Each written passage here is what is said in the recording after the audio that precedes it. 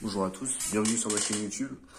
Donc aujourd'hui je vais parler de l'échec via mon expérience personnelle et également dans le bouquin de Charles Chaplin, de la vertu de l'échec, qui a été publié en 2017. Du coup je vais commencer en fait par le livre. Donc dans ce livre il aborde l'échec sous plusieurs points. D'abord, au début du livre, il nous parle de Rafael Nadal, notamment, qui en fait, lui, est droitier. Et lui, sauf qu'il tire en fait au tennis avec son bras gauche. Et en fait, c'est une force pour lui. Il explique dans le livre que c'est une force pour lui parce que il a comment dire, je sais pas comment dire, un coup, voilà, et tire d'une manière assez spéciale qui en fait lui permet d'avoir un avantage sur ses adversaires.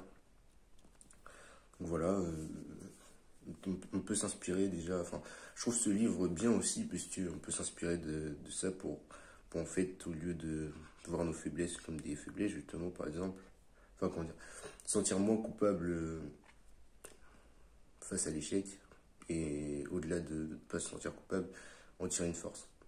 Et c'est pour ça que je trouve ce livre vraiment bien. Voilà, il parle de ça au début du livre. Je vais vous parler des gros points du livre, des points qui m'ont marqué en fait. Également, il parle plus tard dans le livre de l'échec vu par le système scolaire dans les écoles occidentales. Donc on est concerné en France et en Europe. Enfin voilà, il parle particulièrement aussi, forcément du système éducatif français, parce qu'il est français justement. Et il dit qu'en fait, dans les écoles françaises, enfin dans les écoles occidentales du coup, ce qui est valorisé, c'est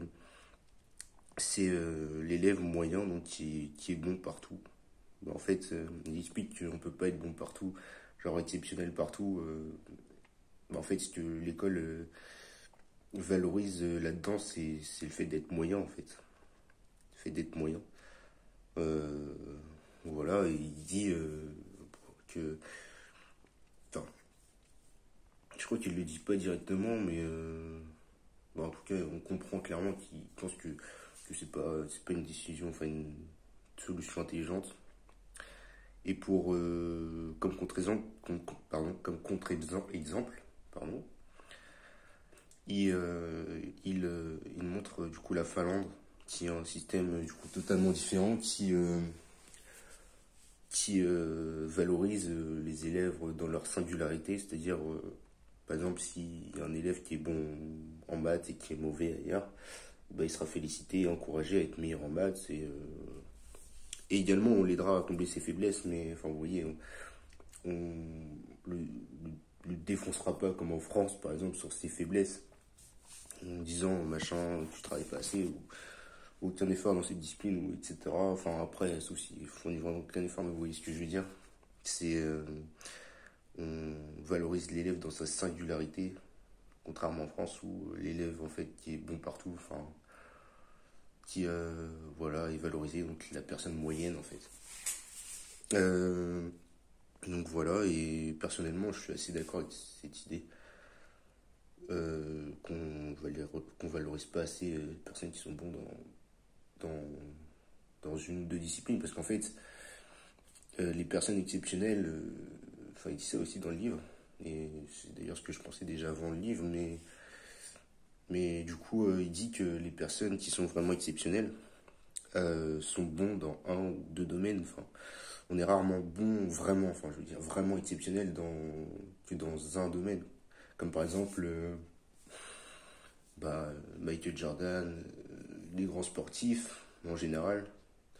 Enfin, qu'aurait été LeBron James si à l'université il se serait concentré à être bon en maths. Enfin, vous voyez, dans ses études, au lieu de se concentrer sur le basket, vous voyez. Donc voilà. Et plus tard dans le livre, il parle d'actes manqués, pardon. Donc c'est une philosophie de vie carrément qui dirait qu'en fait nos échecs, en fait, sont des actes manqués qui nous rapprocheraient en fait petit à petit de notre véritable essence, de notre vrai nous, de notre destin en fait, de qui on est vraiment. Donc voilà. Voilà. Et il précise, enfin, plus loin dans le livre, il dit qu'il y a plusieurs, du coup, 3 manières d'aborder l'échec. Enfin, 3 visions de l'échec. C'est du coup la première qui est en fait donc l'échec comme une façon de rebondir. Donc par exemple, je sais pas moi, on échoue je sais pas, on se fait virer. Et en fait, c'est un bien quoi pour rebondir sur quelque chose de mieux, qui nous correspond plus, etc. Du coup, la deuxième vision de l'échec, c'est la vision que j'ai dit auparavant, donc que j'ai dite auparavant. C'est l'acte manqué, qui en fait, nos échecs ne sont qu'en fait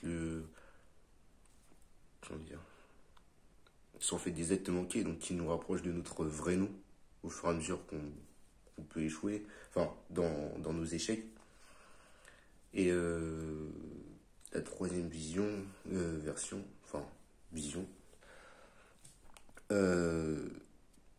c'est en fait deviens ce que tu es.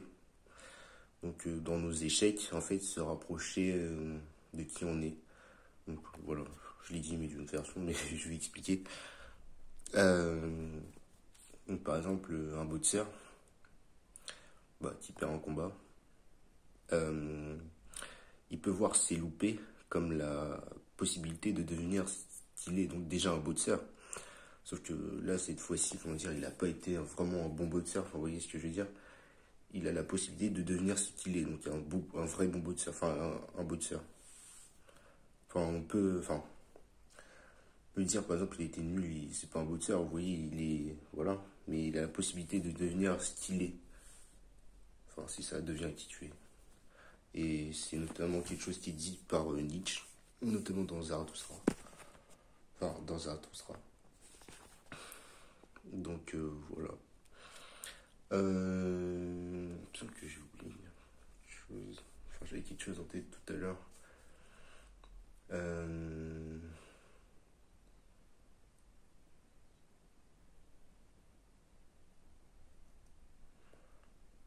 Je sais plus.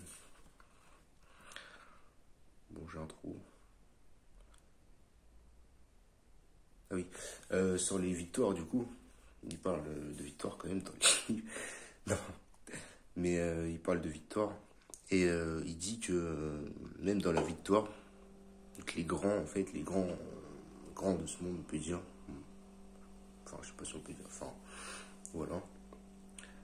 Les grandes personnes, on va dire, même si je pense que c'est un peu maladroit, mais enfin voilà. Vous m'avez compris. Comme il parlait de David Bowie, qui voyait chacun de ses succès, notamment de ses albums qui sortaient. En fait, à chaque fois qu'il gagnait, il se méfiait. Parce que, en fait, il y a un vrai danger dans la victoire, c'est de se conforter dans la victoire en se disant oui, enfin en se mettant à l'aise, en disant oui, j'ai gagné, etc., etc. Mais ce qui se passe quand vous faites ça, c'est que la concurrence à côté, nous rattrape et du coup, c'est là où, en fait, il y a le vrai danger. Et il parle également de l'entraîneur de l'équipe de France de hand, qui, en fait, on voyait les joueurs, etc., hyper contents après chaque victoire. Et en fait, lui, l'entraîneur, était limite inquiet, vous voyez, dans ses interviews après les victoires. Et il expliquait, il disait que, en fait, les moments où il gagnait, c'était les moments les plus dangereux, puisque déjà, vous êtes la cible de tout le monde. Du coup, tout le monde va, regarder vos matchs ou ce que vous faites pour, en gros, vous dépasser. Et en plus, vous pouvez être dans l'erreur et dire je suis le meilleur, je vais me conforter machin dans qui je suis, ou qui je crois être, ou, enfin voilà. Voilà. Du coup, en fait, il disait que les grands, ils regardaient l'échec plutôt, enfin, la victoire presque comme un échec en fait, où ils voyaient une façon de se, enfin, une occasion de se réinventer pour devenir meilleur et avancer en fait.